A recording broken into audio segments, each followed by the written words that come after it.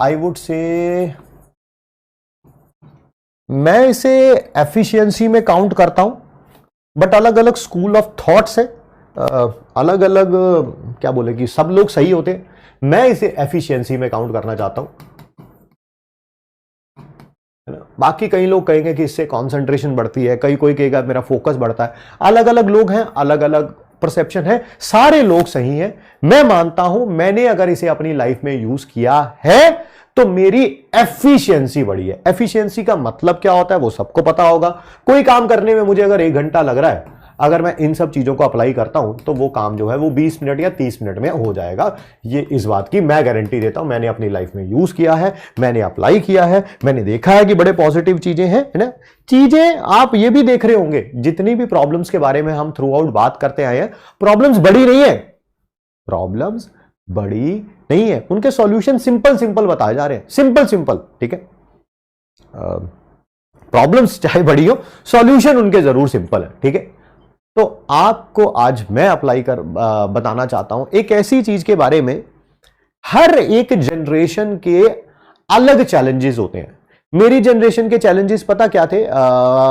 मैं भी 12th के बाद कोचिंग लेना चाहता था, जैसे आप ड्रॉप करना चाहते हैं मैं भी करना चाहता था। ये बात मैंने कभी एडमिट नहीं करी है, बट मैं आज एडमिट करता हूं, ठीक है। मेरा भी मन था मैं कोचिंग लूं, ठीक है। एंड दिल्ली से बिलोंग करता हूं मैं, तो दिल्ली में उस समय 2-3 बड़े बड़े इंस्टीट्यूट्स थे, ठीक है। 2 थे 3 थे, 2 बड़े बड़े इंस्टीट्यूट थे उस समय। आज तो शायद 10 इंस्टीट्यूट है दिल्ली में, उस समय 2 थे। I'm using a word which is harsh to use it for myself, but a fact remains a fact. उस जनरेशन की चैलेंज था पैसा, है ना। मतलब कि मैंने किसी अपने दोस्त से पूछा, एक इंस्टीट्यूट का मैंने नाम लिया, मैंने कहा यार वहां पर कोचिंग होती है ना? कह रहा हाँ कोचिंग होती है। मैंने कहा कितने पैसे वहां पर 1 साल के ड्रॉप ईयर के लिए जाते हैं? जितने उसने मुझे पैसे बताए थे ना, ठीक है, मैं बता भी देता हूं कितने पैसे बताए थे। उस समय कोचिंग का अप्रॉक्सीमेट रेट था, स्कॉलरशिप वगैरह डाल के हटा के, मतलब कि स्कॉलरशिप के पैसे के बाद लगभग 30,000 रुपए, 30,000 rupees. I am using a word which is harsh to use it for myself, but fact ये है मेरी 30,000 रुपए पे करने की औकात ही नहीं थी, है ना। आप समझ रहे हैं? आई am using a very harsh word for my self, अपने लिए यूज कर रहा हूं, आपके लिए यूज नहीं कर रहा हूं। तो औकात ही नहीं थी। मैं कभी उस कोचिंग में जिसे बोलते हैं इंक्वायरी करने भी नहीं गया, बस अपने दोस्त से पूछा था, उसने बताया था 30-35 हजार रुपए लगते हैं, ठीक है। मैं कभी गया नहीं, क्योंकि मुझे पता है 30-35 हजार रुपए मैं खर्च ही नहीं कर सकता, सोच ही नहीं सकता यार खर्च। अपनी इतनी हिम्मत ही नहीं थी कि हम अपने पापा को जाके कहते कि भैया पापा ड्रॉप करना है, 30,000 रुपए जो है वो चाहिए, ठीक है।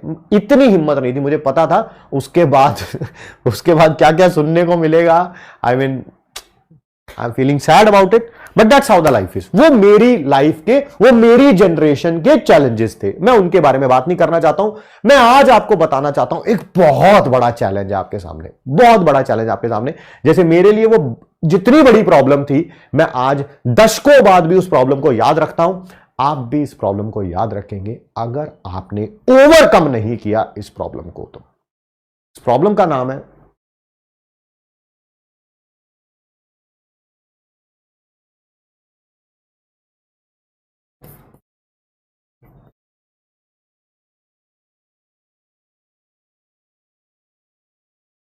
दिस इज मोबाइल का एडिक्शन। चाहे अब वो यूट्यूब की रील्स हो या इंस्टाग्राम की रील्स हो या शॉर्ट्स हो, पता नहीं क्या क्या बोलते हैं इसे, ठीक है। चाहे वो ट्विटर हो, चाहे कुछ बुरी आदतें हो जिनके बारे में आप सबको पता है, ठीक है। ये कहीं ना कहीं इससे रिलेटेड है। सर आप तो ऑनलाइन पढ़ाते हो, सर आपके तो मोबाइल के थ्रू ही हम लेक्चर देख रहे हैं, आप ऐसी बातें कैसे बोल सकते हो? बोल सकता हूं भाई, राइट है मेरा, ठीक है। मेरा राइट है यार, आपका अपना राइट है, मेरा अपना राइट है, दोनों ही हम जगह, दोनों ही बातें सही है, ठीक है। मुझे लगता है क्लास ओवर होने के बाद, जैसे ही क्लास खत्म हुई आपकी सारी, ऑल क्लासेस ओवर हो गई, अगर आपने कोई डीपीपी वगैरह सॉल्व करना है, उसके बाद जब भी आप रिवीजन करें या कोई प्रैक्टिस करें जिसमें मोबाइल रिक्वायर्ड नहीं है, यह मोबाइल आपके पास होना ही नहीं चाहिए। नो मोबाइल होना ही नहीं चाहिए आपके पास। It should be kept away, it should be kept away. आपके पेरेंट्स होना, ये होना कहां पे चाहिए? ये होना चाहिए आपके पेरेंट्स के पास। क्लास के टाइम मोबाइल आपके पास है, क्लास खत्म हुई, आपने नोट्स अपने कंप्लीट किए, डीपीपी सॉल्व किया, उसके बाद रिवीजन करते टाइम मोबाइल का कोई काम नहीं है। आपका मोबाइल आपके मम्मी या आपके रूम में भी नहीं होना चाहिए, ठीक है। It should be no mobile in your room. No mobile means no mobile. हर कोई इस प्रॉब्लम से ग्रस्त है, कोई माने या ना माने, माने ना माने, वो आप माने या ना माने, मैं मानूं या ना मानूं, ये फैक्ट है। मैं भी कहीं ना कहीं इस प्रॉब्लम, बस ये फैक्ट है कि मैं आपके सामने एडमिट कर रहा हूं। हो सकता है कुछ लोग आपके सामने एडमिट ना करें, मुझे भी ये प्रॉब्लम है। पता नहीं मेरा मोबाइल यहां पर राइट नाउ नजर आ रहा है कि नहीं नजर आ रहा है, आप देख पा रहे होंगे शायद। तो फोकस मोड ऑन है इसमें राइट नाउ, ठीक है। और ये फोकस मोड ऑन ही रहता है। हाँ, लालच बुरी बला है, मैं भी शायद 10-15 मिनट के लिए बीच में ये फोकस मोड को हटा देता हूं, बीच बीच में, दिन के बीच में, ठीक है। और ऑब्वियसली मैं भी यूज करता हूं मोबाइल को, बट आप चाहें तो आप अपने मोबाइल में फोकस मोड ऑन कर लें। ये बहुत हेल्प करेगा आपकी। जितनी भी डिस्ट्रैक्टिंग एप्स होती हैं वो सारी की सारी बंद हो जाती हैं, यूज करने को भी मिलता है। तो सिर्फ 5 मिनट के लिए यूज करने को मिलता है। मैं 5 मिनट उसे देखता हूं, वो दिखाता है use app for 5 minutes. 5 minutes बाद ऐप अपने आप बंद हो जाती है।